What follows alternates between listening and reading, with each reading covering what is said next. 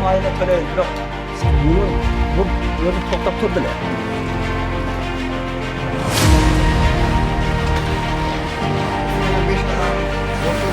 Ош шаарынын мэри Жеңиш Шермановичтин протокол тапшырмасынын негизинде Ош шаардык салык кызматынын кызматкерлери жана мэриянын адистеринин биргелешип бүгүнкү күндө рейдтик көзөмөлдөр жүргүзүлүүдө. Негизинен ушул жергиликтүү бюджеттин толтуруу максатында бүгүнкү күндө ушу Ош шаары боюнча курулуш тармагы, коомдук тамактануучу жайлар жана тигил сектори боюнча рейдтик көзөмөлдөр уюштурулууда.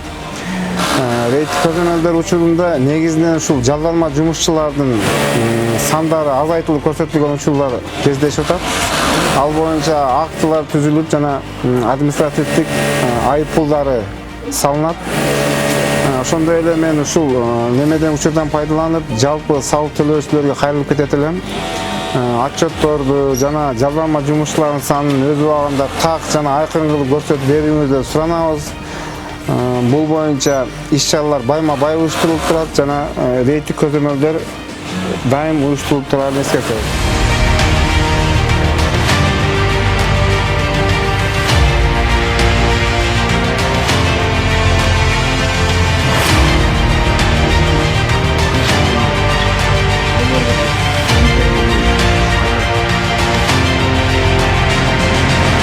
Ошон үчүн Нурдин айтса, биз буга туура түшүндүрүп беребиз, бул силерге түшүндүрүп берет да.